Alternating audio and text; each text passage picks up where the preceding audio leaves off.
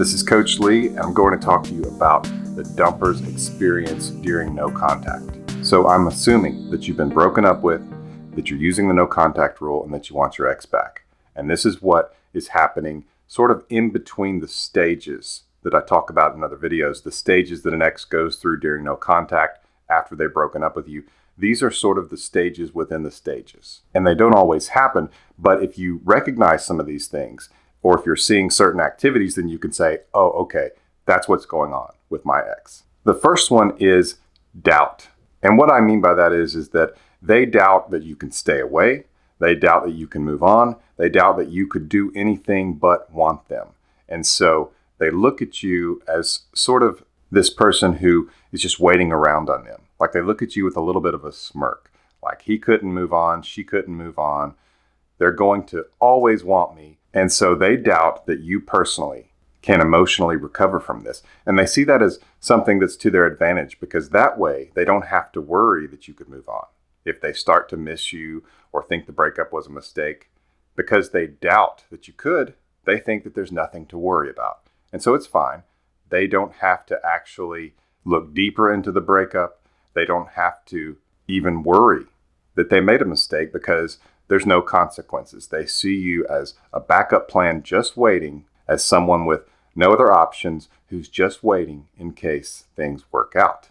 So they see you as just waiting on them and making it easy on them. And in that way, they don't have to experience a real breakup, which I talk about a lot in other videos. It's very important that they experience a real breakup. And so the first stage within the stage, usually it's between the relief stage and the curiosity stage. It's when they start to doubt you, because it actually is a good sign, simply because it means they've had that little twinge of doubt in the breakup itself. They've had a little bit of pain. Maybe they've missed you a little bit, and a little bit of concern, and they're answering it. So they're telling themselves, no, they can't move on anyway. And so they're comforting themselves with this. And it's really interesting. But that's where the no contact rule, and just you staying away, you being dignified about this, you showing them that you believe in yourself enough that you're not going to chase and beg and plead, that you're not going to fix what they broke. It's a great thing. It's a powerful thing. And their response to it is to doubt you. But the longer that this goes on, time is on your side. And I'm not talking months necessarily. In this case, if you want them to just kind of get to the next stage of this process, which you need to happen if you want them back. But it's a good sign, because all you have to do is stay away, and that doubt becomes weaker. They begin to doubt their doubt about you.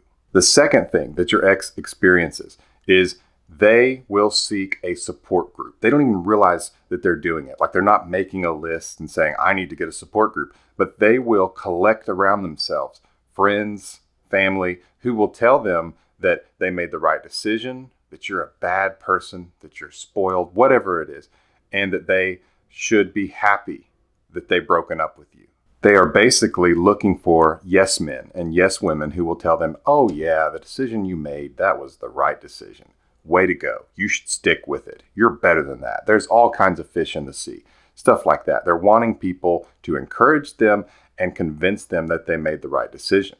And so that's a lot of the times what's the cause when someone's not reaching out, and you're not hearing anything from them, and you're wondering if it's working. A lot of times they will get people around them to encourage them to stick with it.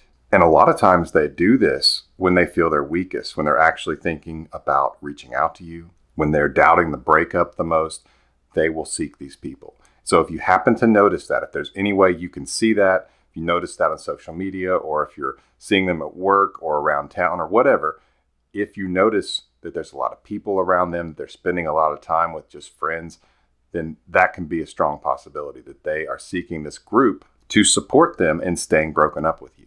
Take a quick second and get more information on my emergency breakup kit. It's a guide to help you get your ex back. The link will be in the description below, or you can go to myexbackcoach.com. It usually follows after those two things that there's a third step that they take, or a third thing that they do sort of in this progression, and it's that they snoop and stalk. And so what they'll do, a lot of you will ask about this in the comments on my YouTube channel. You'll say they are watching my stories, they are liking some of my posts, maybe they've even made some sort of general comment on some of the things that you've said or the pictures you've said, or even if they have referenced something you two did or a place you two went with a picture or a comment on their own social media. And what they're doing in all this is they're snooping and stalking. That's the stage here. They are trying to figure you out because originally when they broke up with you, this is very common. And I call it the arrogance of the dumper. But they are convinced that you could not move on from them, that you couldn't possibly because they are so dang attractive and sexy and you want them so bad. It's really an arrogant, even a narcissistic type of mindset that they have. It's very common. But when you break up with someone psychologically, you feel more attractive than them. Why? Because you're the one dismissing them. They're the one who wants to stay with you. It's the perfect combination of want and not want. So one person wants it, the other person does not. And so they think you want them permanently. So when you behave as though maybe you don't, when that's in question because you're not contacting, chasing, pleading, begging, all those things that they've seen in the movies that the other person does. You know, the other person sends flowers, begs, gets on their hands and knees, or they show up and they hold a boombox above their head and play romantic music for you in front of your bedroom window. They see all these things and we're told that that's what happens. And then it's not happening. It is a shot to their ego and they can even get angry at you. How dare you not fight for me? How dare you not chase me down? And that's where if you have been dumped by someone who thinks this way, who feels this way, maybe you've actually dodged a bullet and that this is a good thing for you.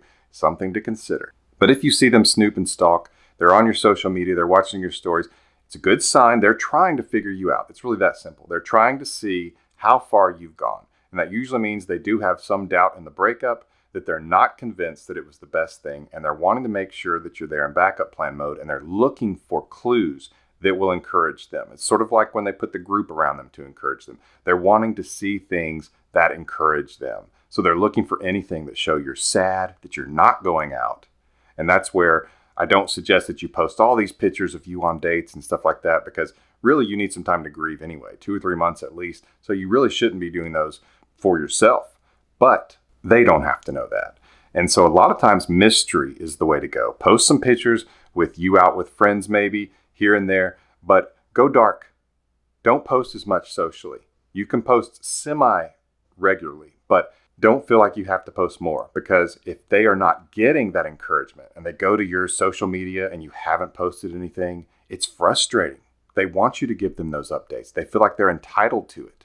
Another immature personality trait, entitlement. You owe me. What you have is mine. I want you to make me feel better about dumping you. It ought to irritate you a little bit. It ought to make you mad. They are seeing you as someone who they have dumped and tossed aside, but they also see it as your job to make them feel good about it. Be sure to check out that emergency breakup kit, and let's get to the next stage in this. So stage 4 is now that they have been looking at your social media and you're probably not giving them enough information, you're not giving them enough encouragement, they don't feel good enough about themselves and they're standing with you to think that you couldn't move on anymore.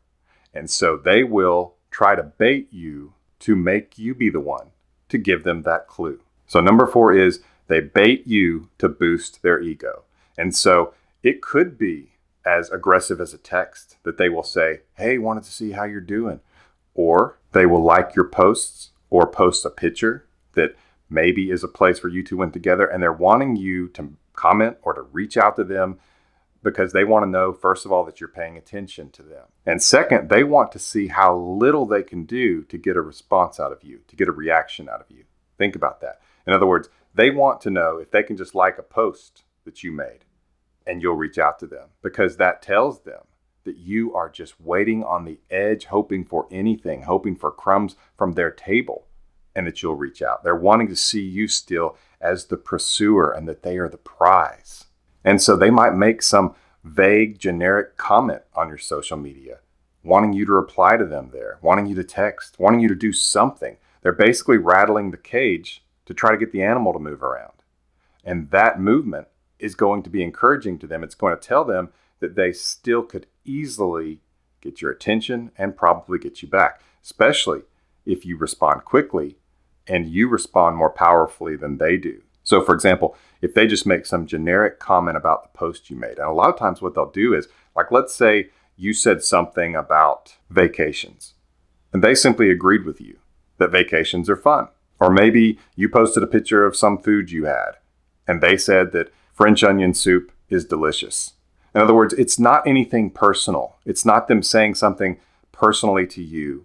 It's just them commenting generically on the subject that you talked about. They're wanting you to do all the work, which is not fair and ridiculous. They're wanting you to do all the work, and so they're baiting you just a little bit so they can get that ego boost, and it feels so good. They get all kinds of dopamine and validation. It's kind of like those people who post half-naked pictures on Instagram and love to get those likes and those comments about how beautiful they are. It's very similar as far as the ego boost, the validation, and the reinforcement of how sexy they are. And it feels so good because they feel like that they are the prize and they are so sought after, and you are clawing and crawling and trying to get them. Don't fall for it. You deserve better, especially when they've just tossed you aside. What usually follows this is number 5, which I call the moment of truth. And basically it's where you have been good and in no contact. You've been strong and in no contact. You've been doing what you're supposed to be doing. You're staying away. You're not relieving their doubt. You are not entrenching yourself as a backup plan for them. You're not responding when they snoop and stalk, and you're not taking the bait to boost their ego. So, in a lot of ways, they will start to feel like they have no other option but to reach out to you, to text you, and possibly even request a meetup. That's very common when they get to this stage. And I encourage you to be cautious, because if most of this is for an ego boost, which some of it is, some of it is also that they have had some time and they've started to miss you, just like in the video that I have called Stages Your Ex Goes Through During No Contact, which will be at the end screen of this video. And I suggest you click on it and watch it as the follow-up to this video, because it gets into the larger stages, of which these are sub-stages. And in that video, I talk about how they become curious, they become concerned, and that's important because that means that they are missing you and that they are seeing your place in their life as something that perhaps they shouldn't have tossed aside. That's really a good sign if you want your ex back. So some of it will be that they miss you and they think that they want you back, and they're trying to figure that out. But a lot of it too will be they want you to make them feel better, that they have nothing to lose. That if they continue with this breakup and they did decide it was a mistake, that you would be there with the welcome mat, ready to take them back as though nothing happened. And so what's the best thing for you to do in this situation, and I talk about this a lot in the emergency breakup kit, is your response needs to be slow and casual, but polite. You don't give it all back to them. So if they do say, I want us to get back together, that sounds wonderful, but I'm telling you that it could mean I want you to make me feel good about the breakup, and I want to know that I could get you back. So you need to exercise caution. And I talk about this in the emergency breakup kit, so I do suggest you get that. But telling them, I'm open to getting back together, but I want to take it one day at a time. Something like that. I get into more details in the kit, but basically that you want to move slow. You can even say, I want to take this one day at a time, because they need to earn you back. They need to show you that they want the relationship, they want you, and they regret the breakup, and that they are willing to work to make the future for the two of you very good. That needs to be something they are working on and working toward and showing you every day. And if you just give it all back to them at once and say, yeah, of course, I've missed you so bad, and you tell them how horrible it's been and how happy you are that they've come back, you are basically preventing the stuff that needs to happen for them to really be back. You're preventing that from happening. You're giving it back to them too quickly, and all you're doing is giving them that ego boost, which makes them feel, again, like they want to break up. Because as I've talked about in other videos, that totem pole of attraction, if they feel like they are so much more attractive than you, they will leave you because they want to be attracted to you at the same level. And so if you make them feel that it's out of balance, that all they have to do is come back and say, hey, what do you think about getting back together? And you're just like, oh yeah, absolutely.